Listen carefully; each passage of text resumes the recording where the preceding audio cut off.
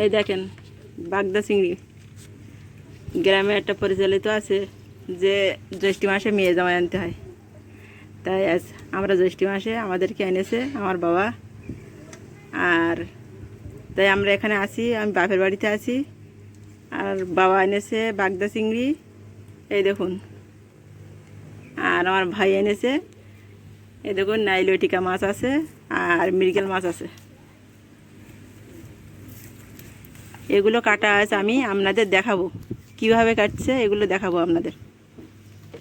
আমি আম খাওয়া তো মানে। এই দেখেন বাগদা চিংড়ি কাটা দেখেন।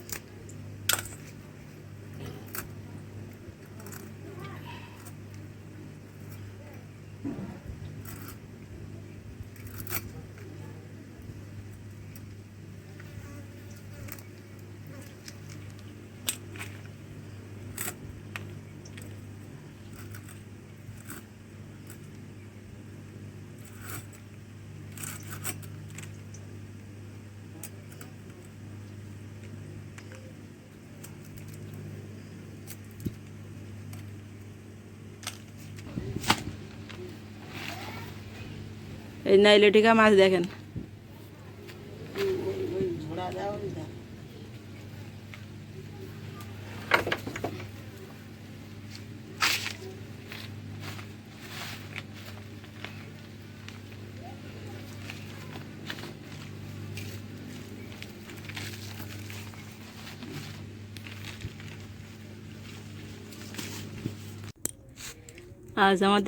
আজ আপনাদের আমি বাগদা চিংড়ি ভুনা দেখাবো। প্রথমে তেল দিলাম,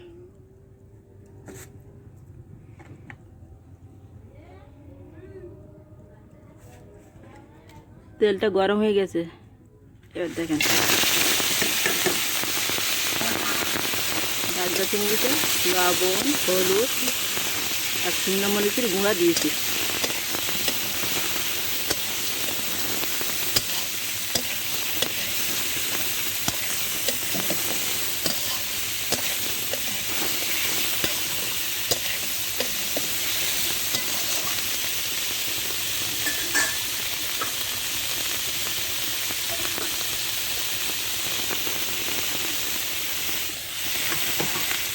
সামান্য একটু গরম জল দিয়ে ঢেকে দেবো, 2 মিনিটের জন্য ঢেকে দেবো। এবার ঢাকনিটি উঠালাম,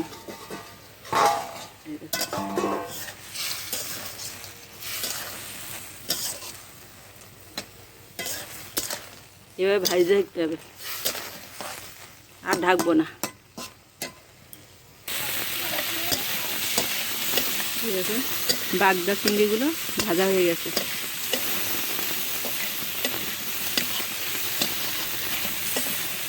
এবার আমি এগুলো নামিয়ে নেব। এবার পরিমাণ মতো তেল দিলাম,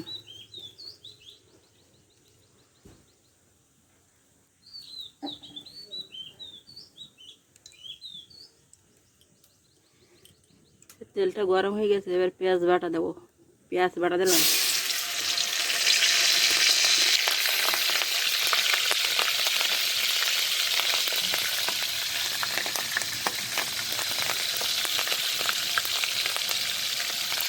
একটু লবণ দেবো,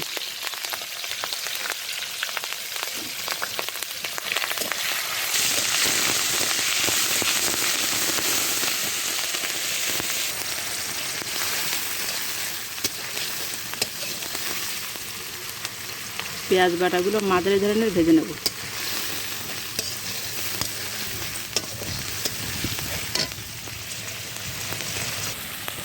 দেখেন মাঝারি ধরনের ভাজা হয়ে গেছে। পেঁয়াজ মাঝারি ধরনের ভাজা হয়ে গেলে রসুনটা দিতে হয়, এই রসুনটা পুড়ে ওঠে। একসাথে দিলে পেঁয়াজের সাথে যদি রসুন দেওয়া হয় তা রসুনটা আগে ভাজা হয়ে যায়, তার জন্য পেঁয়াজটা আগে দিয়ে হাফ ভাজা হয়ে গেলে রসুন বাটাটা দিতে হয়। রসুন এবং আদা বাটা, রসুন আর আদা বাটা একসাথে দিলাম।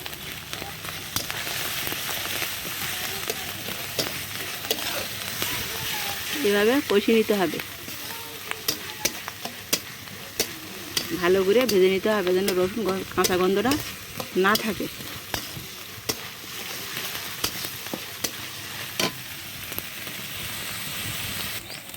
এই দেখুন পেঁয়াজ আর রসুনটা ভাজা হয়ে গেছে।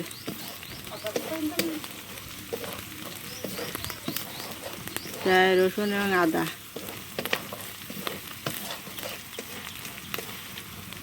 ভাজা হয়ে গেছে। আপনারা বুঝবেন কিভাবে, দেখেন বাদামি কালার হবে এবং সেন্ট বেরোবে, খুব সুন্দর সুস্বাদু একটা সেন্ট হবে, তখন বুঝবেন যে ভাজাটা হয়ে গেছে। খুব সুন্দর একটা সেন্ট বেরোচ্ছে।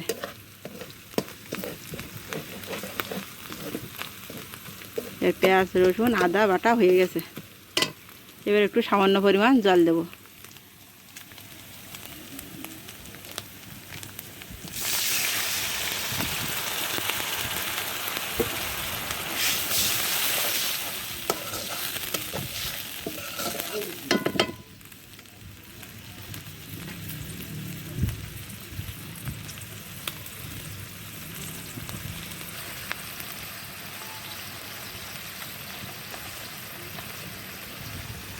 পরিমাণ মতো হলুদ দিলাম।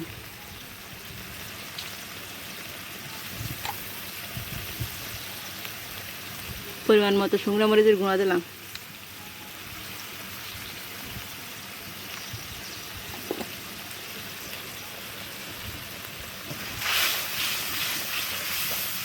এবার এগুলো কষিয়ে নিতে হবে।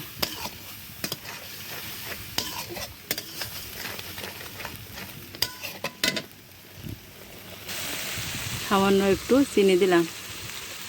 চিনিটা দিলে কালার আসে, শুধু কালারের জন্য না, চিনিটা দিলে কালার আসবে আর সুস্বাদু হবে।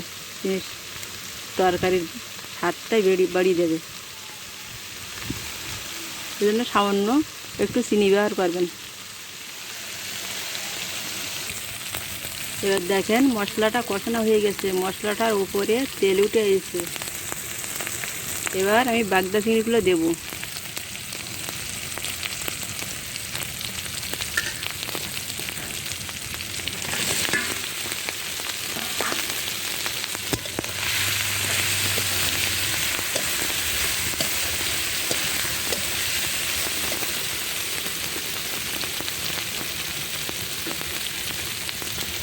কাঁচামরিচ দিলাম।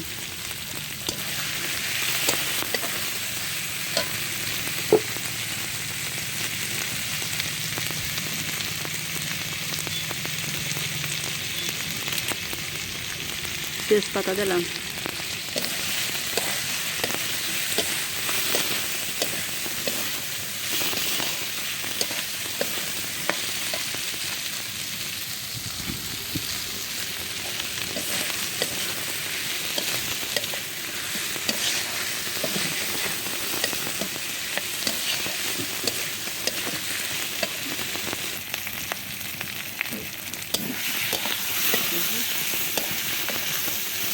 এবার আমি জল দেব, গরম জল দেব।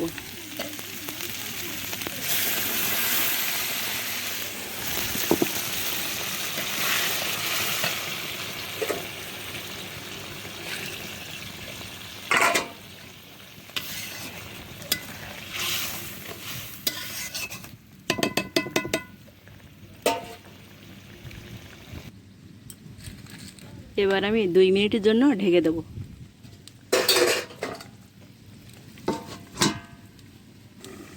এবার ঢাকনিটি উঠাবো।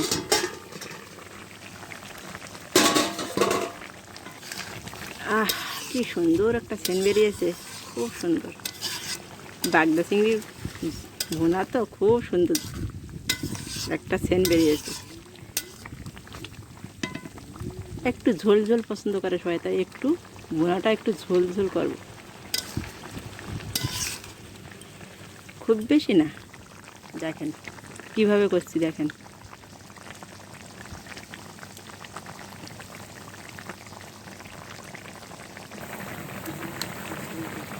এই দেখুন আমি এরকমই ঝোল রাখবো।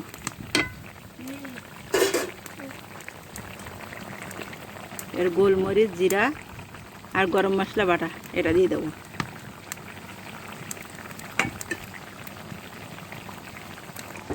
এবার আমি 1 মিনিটের জন্য ঢেকে দেবো মশলাটা দেওয়ার পর।